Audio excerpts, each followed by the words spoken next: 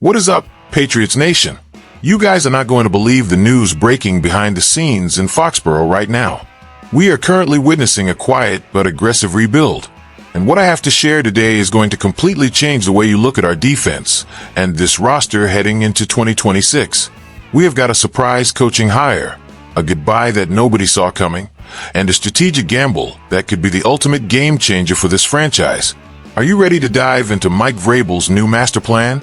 Then grab a coffee, hit that like button, and let's get right into the news. That Super Bowl loss still stings, I know. But Coach Mike Vrabel hasn't spent a single second feeling sorry for himself.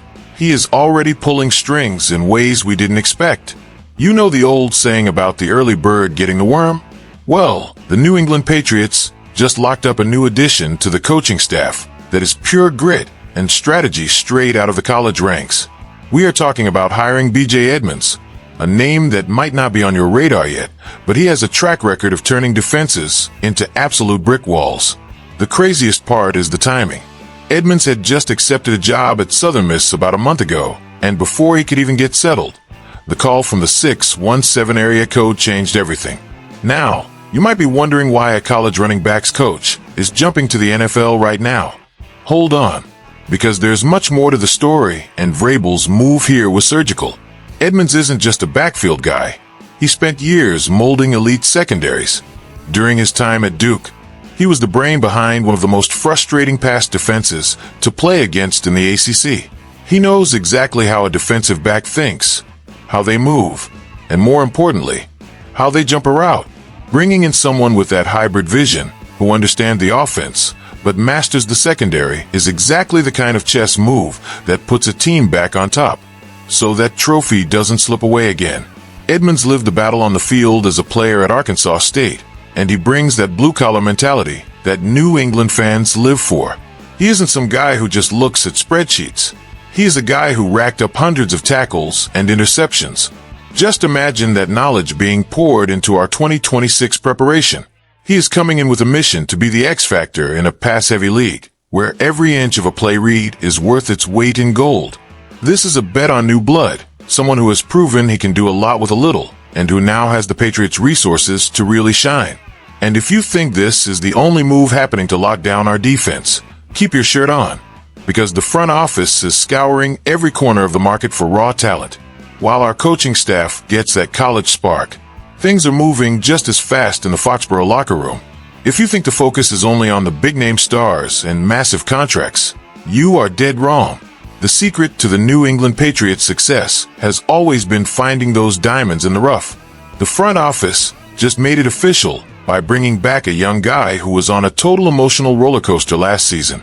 We're talking about cornerback Brandon Crossley, who just signed a reserve/future contract. This is the kind of move that flies under the radar if you only check the box score on Sundays. But for those of us who live and breathe film, this smells like a massive strategic opportunity being grown in the dark. Crossley is a 25-year-old kid who originally joined us as an undrafted free agent out of SMU, and he learned quickly how tough the NFL can be. He was one of the very last cuts before the regular season, spent months grinding on the practice squad, and got a taste of the Patriots culture without ever getting his chance to suit up for a real game. He was actually released back in January, but Mike Vrabel and the staff clearly saw something in him to bring him back into the fold for this new cycle.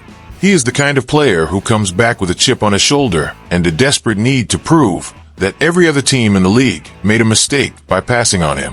Having that kind of hunger in the depth chart is vital, especially in a secondary that needs fresh legs and youth. Crossley already knows the system. He knows how the meetings go, and he knows the high standard we expect here. He isn't a stranger. He is someone who survived the first wave of cuts and is getting a second life. This signing shows the organization doesn't forget the guys who put in work behind the scenes. The plan is obvious. Create internal competition so nobody gets comfortable. If he can translate that college talent to the pro level, we might have a high-end backup or even a surprise starter in the making.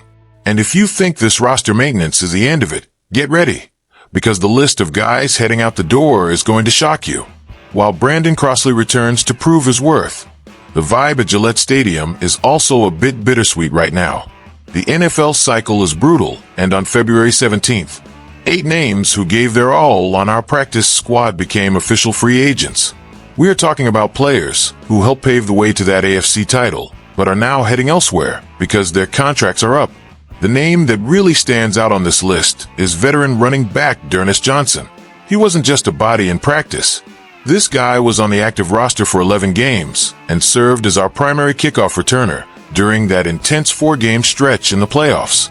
Even though his rushing numbers weren't massive, totaling only 25 yards, the reliability he brought to special teams was a huge safety net for our game plan.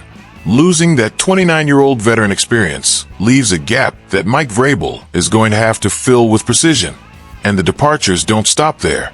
Other familiar faces like center Brendan James, linebacker Darius Harris, and safety Richie Grant are also saying goodbye.